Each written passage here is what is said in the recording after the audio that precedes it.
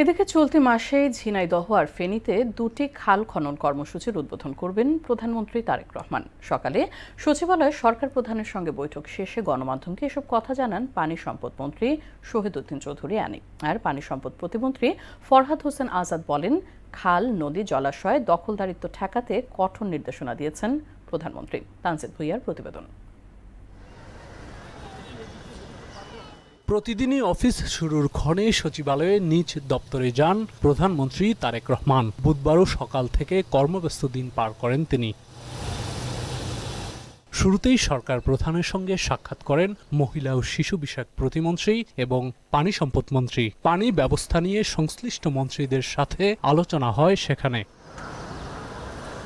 পরে পানি সম্পদ মন্ত্রী বলেন, নির্বাচনী প্রতিশ্রুতি অনুযায়ী 5 বছরে 20,000 কিলোমিটার খাল খনন কর্মসূচি বাস্তবায়নে কাজ করে যাচ্ছে সরকার। খাল, নদীর অবৈধ স্থাপনা উচ্ছেদে প্রধানমন্ত্রীর কঠোর নির্দেশনার কথা জানান তিনি। বিভিন্ন শিল্পে ও কলকারখানার বর্জ্য আবর্জনা এখানে স্তূপ হয়ে আসছে। অনেক জায়গায় কেউ দোকান, কেউ বাড়িঘর অনেক জায়গায় নির্মাণ করেছেন। এগুলোকে আমাদের অবমুক্ত করতে হবে এবং সেই জন্য আমরা কঠিন পদক্ষেপ হাতে নিয়েছি। 180 দিনের কার্যসূচি যেন আমরা নির্ধারিত সময়ে, যেটি আমরা জনগণের সামনে তুলে ধরেছি, সেটা যেন আমরা খুব দ্রুত সমাপ্ত করতে পারি।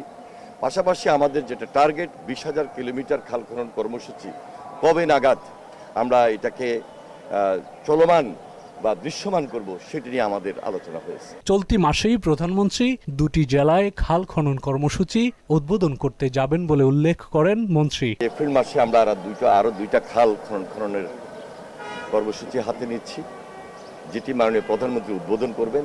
একটি হলো ঝিনাইদহ জেলার শৈলকুপা, আরেকটি সম্ভবত ফেনীতে। এই কার্যক্রমগুলোকে ত্বরান্বিত করা এবং মাননীয় প্রধানমন্ত্রীর খাল খনন কর্মসূচি কবে নাগাদ আমরা এটি উদ্বোধন করবেন, সেটি নিয়ে আমরা দীর্ঘ আলোচনা করেছি। এ সময় সাংবাদিকদের প্রশ্নের জবাবে পানি সম্পদ প্রতিমন্ত্রী ফরহাদ হোসেন আজাদ বলেন, খাল, নদী, জলাশয় যেন কেউ দখল করতে না পারে সে বিষয়ে নির্দেশনা দিয়েছেন সরকার প্রধান। 54টা জেলায় নদী, খাল, জলাশয় খনন, পুনঃখনন, দখলমুক্ত শুরু করেছি।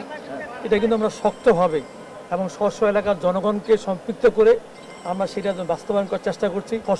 জেলা প্রশাসক এবং আমাদের পানি সম্পদ মন্ত্রণালয় যারা কর্মকর্তা তাদেরকে দিয়ে আমরা মনিটরিং সেল করব, যার মধ্যে দিয়ে শক্ত হাতে আমরা এটা নিয়ন্ত্রণ করবো। এবং ইনশাল্লাহ এই খাল খননের মধ্য দিয়ে শহীদ জিয়াউর রহমান যেমন খাদ্যের সংশোধন হয়েছেন, ইনশাল্লাহ আমাদের এই সরকার, তারেক রহমান সরকার, ইনশাল্লাহ আমরা খাদ্যের সংশোধন।